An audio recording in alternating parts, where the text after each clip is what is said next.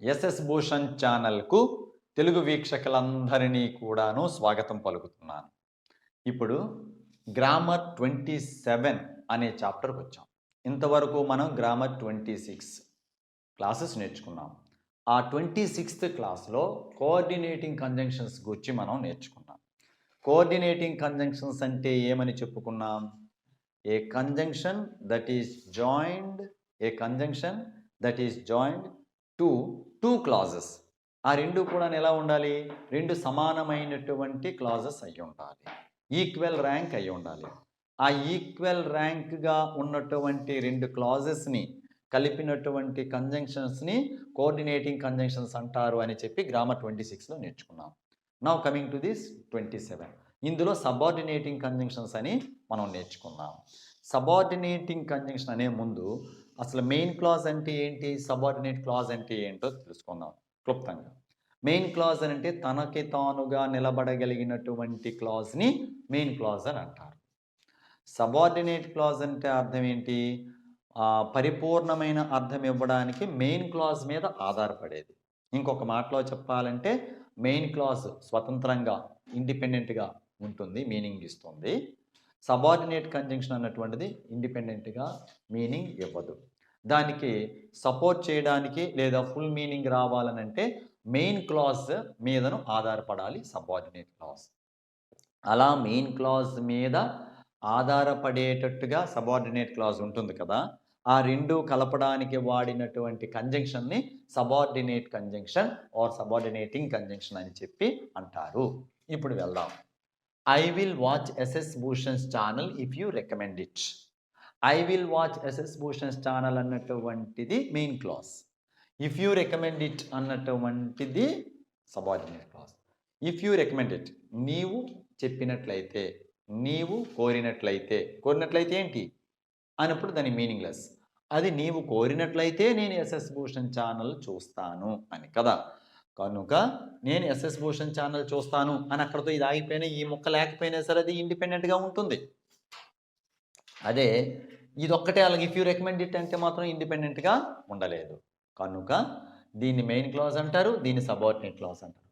దాన్ని కలపడానికి వాడినటువంటి దాన్ని సబార్డినేటింగ్ కంజంక్షన్ అని చెప్పి అంటారు, ఇఫ్ని.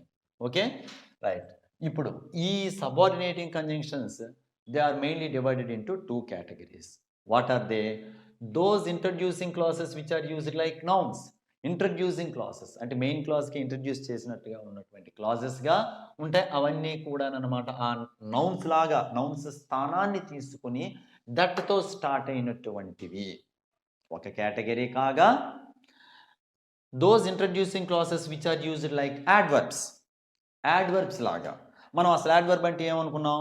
That which modifies a verb form, that which modifies an adjective, that which modifies another adverb అని చెప్పుకున్నట్లుగా ఒక సెంటెన్స్లో ఇక్కడ కూడాను ఒక క్లాజ్కి, ఒక మెయిన్ క్లాజ్కి అనమాట ఒక యాడ్వర్బ్ లాగా అది చెప్పినట్లయితే అది అఫ్కోర్స్ యాడ్వర్బ్ క్లాజ్ అవుతుంది. అది పక్కన పెడితే ఈ introducing classes which are used like adverbs లాగా ఉపయోగించినటువంటి క్లాజెస్ని, వాటిని సబార్డినేటింగ్ క్లాజెస్ అని చెప్పి అంటారు, లేదా డిపెండెంట్ క్లాజెస్ అని కూడా అంటాము. అందులో ఇప్పుడు నేను ముఖ్యంగా ఇలా రాశాను. ఇదంతా కూడా ఇటుపక్క ఉన్నటువంటిది ప్రిన్సిపల్ క్లాజ్, ఇటుపక్క ఉన్నటువంటిది dependent clause or subordinate clause. ఓకేనా, రైట్. ఇప్పుడు ఒక్కసారి చూద్దాం. ఇప్పుడు ఇందులో ఈ సబార్డినేట్ క్లాజెస్ సంబంధించి టైం మొదటి విషయానికి వద్దాం. అంటే ఈ సబార్డినేట్ క్లాస్ చూడండి, మనం యాడ్వర్బ్స్ ఒకసారి adverbs chapter SS Bhushan adverb చాప్టర్కి వెళ్ళండి. అందులో adverbs of place, adverbs of manner, adverbs of time, adverbs of reason అని ఉన్నట్లుగానే ఇందులో అనమాట ఇక్కడ కూడా ముందుగా ఈ subordinate conjunction of time. I will make a video, I find time. I will make a video, I find time ఏమైనా meaning ఉందా? లేదు. I will make a video when I find time. This when is joining this main clause and subordinate clause. Okay, so this is called subordinate conjunction of time. తర్వాత make hay while the sun shines. మన తెలుగులో దీపం ఉన్నప్పుడు ఇల్లు చక్కబెట్టుకు అంటాం కదా, అది ఇది. Make hay the sun shines అంటే మీనింగ్ లేదు, make hay while the sun shines. So ఈ వైల్ అన్నటువంటిది time. Srikanth called at the office as the clock struck 10. సరిగ్గా 10 గంటలకు వచ్చాడు ఆఫీస్కి అని చెప్పేటప్పుడు యాజ్. అలానే do it before you leave the office, ఇది టైమింగ్ తెలియజేస్తుంది. నువ్వు ఆ పని చేసేసి ఆఫీస్ విడిచిపెట్టే ముందు ఆ పని చేసే ఏదో సమ్ ఎక్స్ అనే work. Bhaskar return home after he had done the work. Bhaskar ఎప్పుడు వచ్చాడు ఇంటికి? పని పూర్తి అయిపోయాక వచ్చాడు. So after. It is dull in my village or town since my playmates left the village. So since అనేది టైంని తెలియజేస్తుంది. I waited for Vanitha until she came. Until she came అన్నటువంటి దానికి ఇక్కడ ఉన్నటువంటిది until, since, after, before, as, while, when, ఇవన్నీ కూడా adverbs of time. ఇవి సబార్డినేట్ క్లాజెస్లో యాడ్వర్బ్స్ ఆఫ్ టైంని తెలియజేసే కంజంక్షన్స్. తర్వాత ప్లేస్ని తెలియజేసేది. Sucharitha found her ring where she had left. ఎక్కడ విడిచిపెట్టిందో అక్కడ ఏంటైంది, ఎక్కడ విడిచిపెట్టిందో అక్కడే దొరికింది. ఓకే, కొనుక్కున్నది. Sucharitha found her ring main class, where she had left it subordinate class. So ఈ వేర్ అన్నటువంటిది ఇక్కడ ఈ మెయిన్ సెంటెన్స్తో ఈ ముక్కనంతటిని కలపడానికి వాడటం వలన ఇది subordinating conjunction of place. You can sit it wherever you like or wherever it is comfortable to you. Wherever అన్నటువంటిది ప్లేస్, ఎక్కడైతే అక్కడ. రీజన్, ఒక కారణం తెలియజేసేది. Pandu will succeed because he has worked hard. Pandu విజయం సాధిస్తాడు, ఎందుకు? వాడు కష్టపడుతున్నాడు కనుక. Pandu is a proper noun. Next Ritu, ఇక్కడ మీకు కనిపిస్తుందండి ఇది, చూడండి ఇది. Ritu will study MBBS. Ritu will study MBBS since her mother desires it. Okay, ఇక్కడ వాళ్ళ అమ్మ కోసం ఆవిడ చదువుతుంది, అర్థమైందా?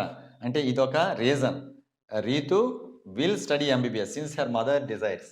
అమ్మ కోరుకుంటుంది కానీ చదువుతుంది. సో సిన్స్ అనేటువంటిది ఇక్కడ subordinate conjunction. Let us go for a walk as it is 5 o'clock. 5 గంటలు అయిపోయింది కనుక మనం అలాను షికారికి వెళ్దాం, వాకింగ్కి వెళ్దాం. సో యాజ్ అనేది కారణం తెలియజేస్తాం. 5 అయింది కనుక వెళ్దాం. I'm glad that you watch my channel. నా ఛానల్ చూస్తున్నందుకు కానీ నేను చాలా సంతోషిస్తున్నాను అనేటప్పుడు ఇక్కడ ఈ దట్ అన్నటువంటిది రీజన్ లేదా కాజ్ని తెలియజేస్తుంది. ఇప్పుడు మరికొన్ని ఇటు వెళ్దాం.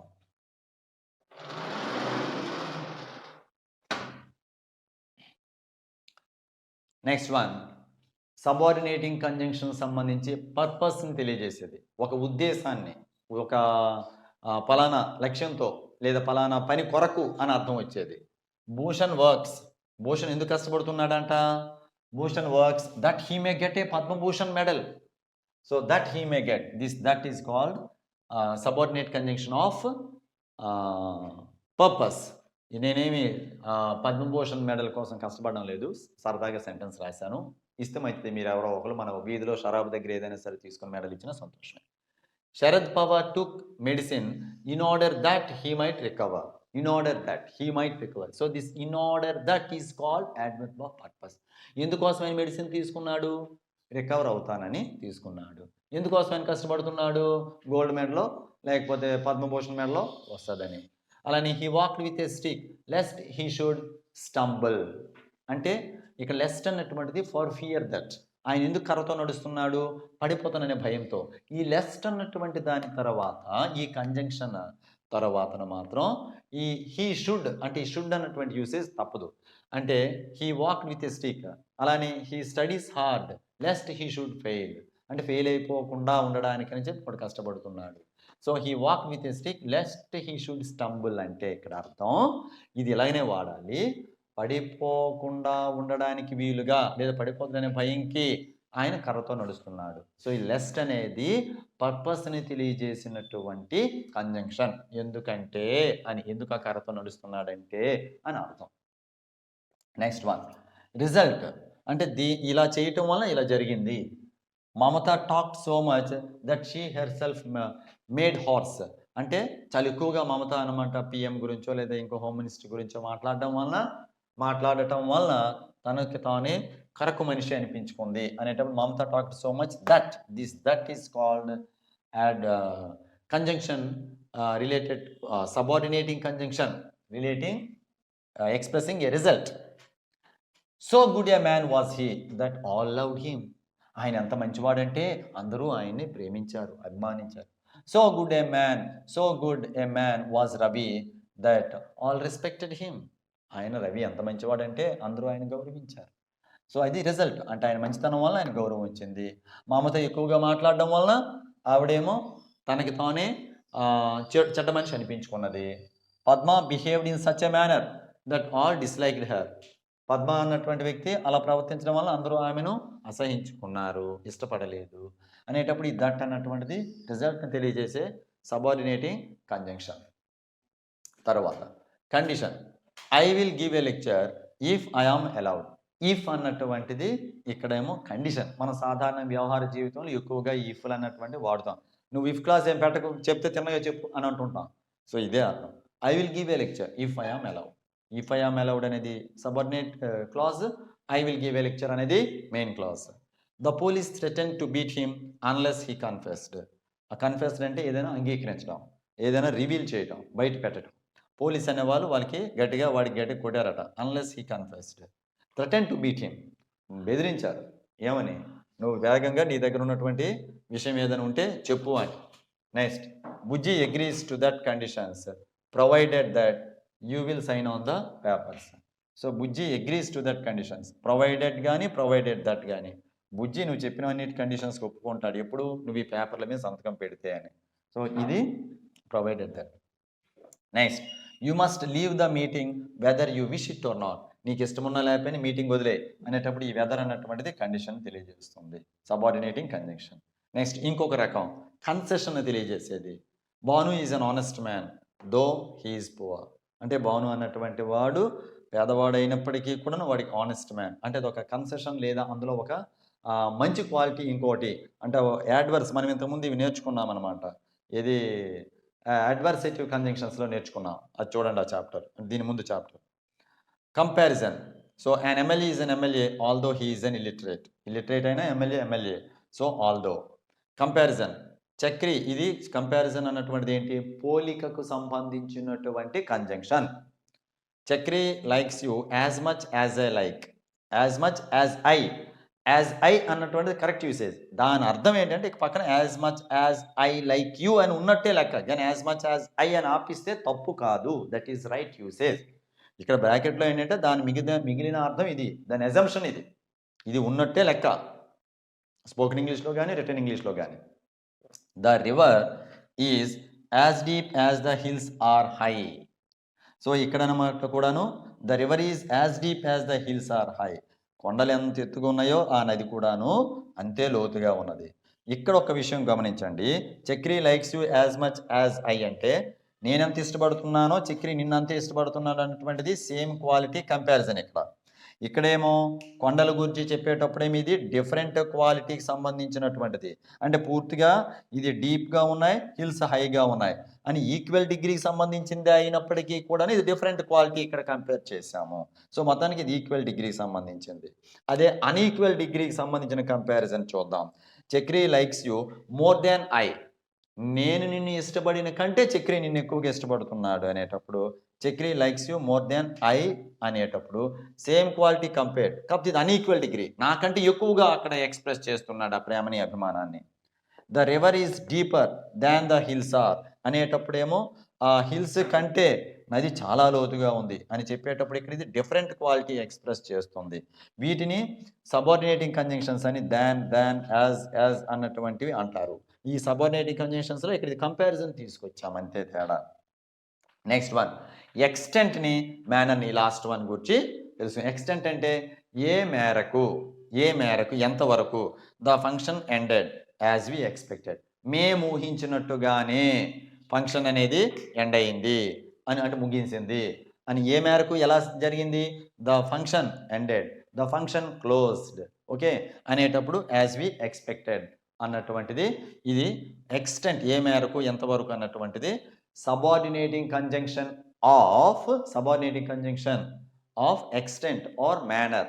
Okay, with this the subordinating conjunctions are over and kindly make it a point that grammar 26, 27 కలిపి ఒకేసారి చూడండి. రెండు చాప్టర్స్ కూడా, ఈ రెండు చాప్టర్స్ కూడా ఒకేసారి చూడండి.